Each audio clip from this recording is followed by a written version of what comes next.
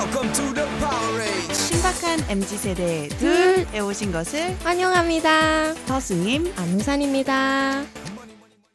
네, 스임씨, 오늘은 10월 25일 타이완에서 아주 중요한 날이에요. 바로 광복절이죠. 오, 타이완은 광복절이 10월이네요. 네, 올해 법 개정을 통해 다시 공휴일로 지정되면서 어제부터 3일 연휴가 시작됐어요. 그런데 보통 광복절 하면 한국처럼 온 나라가 함께 경축하는 분위기잖아요. 그쵸, 한국은 그렇죠. 타이완은 그렇지 않아요. 약간 복잡한 역사와 주거 문제 때문에 다양한 관점이 존재하는데 이번 법 개정 역시 여야가 반대된 입장을 보였어요. 공휴일로 지정하느냐 마느냐에 따라서요? 네. 이게 확실히 타이완도 한국처럼 일본의 식민지였기 때문에 일본이 2차 세계대전을 항복을 선언한 8월 15일 그 즈음이 타이완의 광복절이겠지 하고 저는 생각했거든요. 그죠. 한국의 광복절은 8월 15일 그리고 전쟁 시기 3년간 일본의 식민지였던 인도네시아의 광복절도 8월 17일이더라고요. 그런데 타이완은 10월 말이 네. 광복절이라는 사실을 처음 알고는 되게 의아해했던 기억이 있어요. 좀 이상한 것 같아요. 네. 왜냐면 한국의 광복절 이후 2달 후인 10월 25일 타이베이 공회당에서 일본군의 항복 수락식이 열렸어요. 네, 그래서 10월이 됐죠.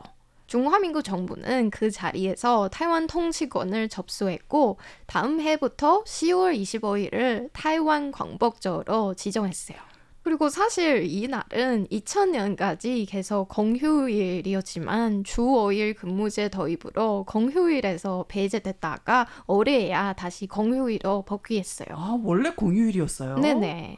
아니 주 5일제를 시행한다고 해서 광복절을 공휴일에서 뺀다니 타이완 정부는 정말 공휴일에 인색한 것 같아요. 그리고 한국인의 입장에서는 정말 상상이 안 되는 일이죠. 그러니까 이렇게 중요한 날인데. 내 말이.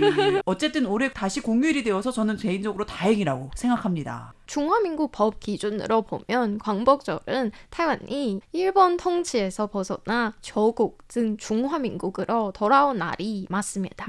하지만 민주화 이후부터 이런 질문이 나오기 시작했는데 그냥 일본에서 중국으로 통치자가 바뀐 것뿐이 아닌가?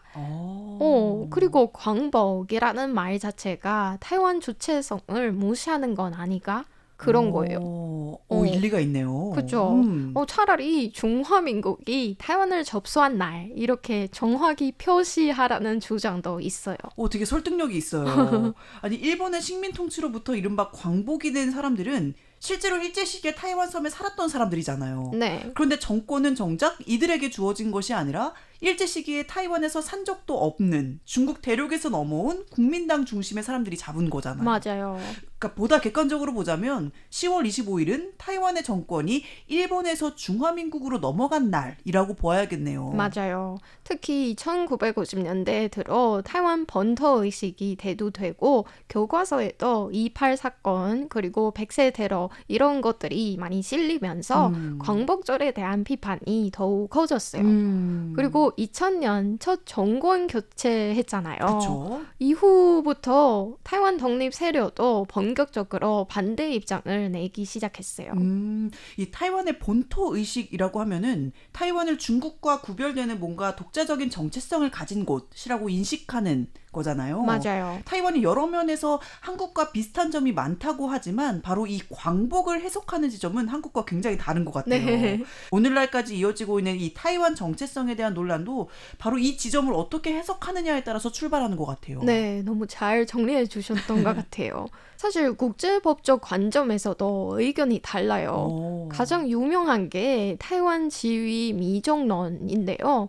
이 이론에 따르면 일본이 타이완을 포기한 건 맞지만 그 주권이 어느 나라, 즉 어느 중국 정권으로 넘어갔는지는 명확하지 않다는 거예요. 이게 사실 타이완이 일본의 식민지가 되기 전까지는 청나라 소속이었는데 맞아요. 청나라는 이미 없어지고 말았잖아요. 맞아요. 그래서 이거 좀 애매해요. 그렇네요. 그래서 일부 타이완 독립 세력은 이 이론을 근거로 타이완의 미래는 타이완인 스스로가 결정해야 한다 이렇게 주장하고 있어요. 하지만 현실에서는 공식적으로 이 이론을 지지하는 국가는 거의 없고 정치적 논리 싸움에 더 가까운 거예요. 그러니까 확실히 현실적인 제약이 많은 건 사실인 것 같아요. 네. 어찌되었든 간에 결과적으로 현재의 타이완은 중화민국의 헌법 질서 하에 있으니까요. 맞아요. 그래서 중국도 인정하지 않고 중화민국도 인정하지 않아요. 그렇네요. 그래서 정리하자면 지금 타이완에는 크게 4가지 관점이 있거든요. 첫 번째는 당연히 경축해야 한다는 쪽, 즉 중화민국 정체성이 강한 세대, 주로 연세가 있으신 분들이에요. 그리고 두 번째는 광복이라는 표현 자체가 틀렸다 이렇게 주장하는 쪽, 바로 타이완 주체성을 강조하는 독립 세력이에요. 그쵸. 세 번째는 참판보다 역사 이해가 더 중요하다고 생각하는 중립파. 네, 약간 역사 교육에 초점을 맞추는 거예요. 그쵸. 그리고 마지막은 아예 관심이 없는 젊은 세대예요. 여기서 빵 터졌는데요. 아니, 관심 없는 사람들이 꽤 많나요? 제 주변을 많은 것 같아요. 아무래도. 네.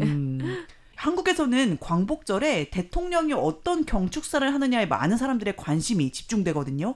예를 들어 민주당이 정권을 잡을 때와 국민의힘 정당이 정권을 잡을 때 광복절을 포함해서 일제 시기를 어떻게 해석하느냐에 따라서 입장이 많이 다르기 때문인데요. 타이완도 뭔가 한국만큼이나 어떤 정당이 집권하느냐에 따라서 같은 광복절도 뭔가 다른 분위기로 축하될 것 같아요. 완전 그렇죠. 사실 최근 트렌드를 보면 타이완 독립 경향의 민진당 집권 이후로는 정부 차원의 행사는 줄어들고 대신에 지방 정부 또는 시민단체가 주도하는 행사가 대부분이에요. 그러니까 정부에서 공식적으로 진행하지는 않는군요. 네, 그런 분위기예요. 그리고 SNS에서는 양적 의견이 뚜렷하게 나뉘어 서로 대화가 거의 없어요. 아이고. 국민당 지지자는 국군에 감사하고 광복을 경축해야 하는 한편 민진당 지지자는 타이완 주체성을 강조하는 거죠. 그렇군요. 네. 한국도 올해 정권이 교체됐잖아요. 네. 그러면서 지난 8월 광복절이 드론쇼나 뭐 야외 무대 공연 등 굉장히 크게 진행된 바 있는데 네. 그에 반해 타이완의 올해 광복절은 상당히 조용히 진행될 것 같네요. 저도 그 퍼포먼스 봤는데 진짜 타이완이랑 너무 달라요. 너무 다르죠. 그리고 재미있는 에피소드 하나가 생각났어요. 그 타이베이 기차역 근처 타이완성 청황묘라는 사찰이 있는데 여기서 모신 성황예 이 신은 생신은 공교롭게도 광복절이랑 같은 날이에요. 그런데 과거 독재 시절에는 집회 자유가 제한돼서 대놓고 경축할 수 없었잖아요. 사찰인데도요? 네. 그때 그냥 엄격한 표준이 있어요. 그래서 이 사찰 측은 광복절 경축이라는 목적으로 신청했다고 해요. 그러면 허가가 됐군요. 맞아요. 아주 똑똑하죠. 그렇네요. 아니 무려 80년 전인 1945년 일본의 패전으로 인해서 타이완과 한국의 입지 변화가 오늘날 두 나라의 정체성과 정치에도 여전히 큰 영향을 미치고 있다는 사실이 좀 새삼 놀랍습니다. 그렇죠. 타이완의 정체성 논쟁은 사실 좀 복잡하면서도 흥미롭다고 생각해요. 맞아요. 누가 맞고 틀리다기보다는 이렇게 다양한 관점이 공존한다는 사실 자체가 타이완의 특징이에요. 그리고 논쟁이 있다는 건 오히려 성숙한 민주주의 국가의 상징이잖아요. 그렇죠. 이런 과정에서 타이완인의 정체성도 조금씩 만들어지고 있다고 생각해요. 지금까지 M세대 대표 서승임, Z세대 대표 안능산이었습니다. 大家 바이바이.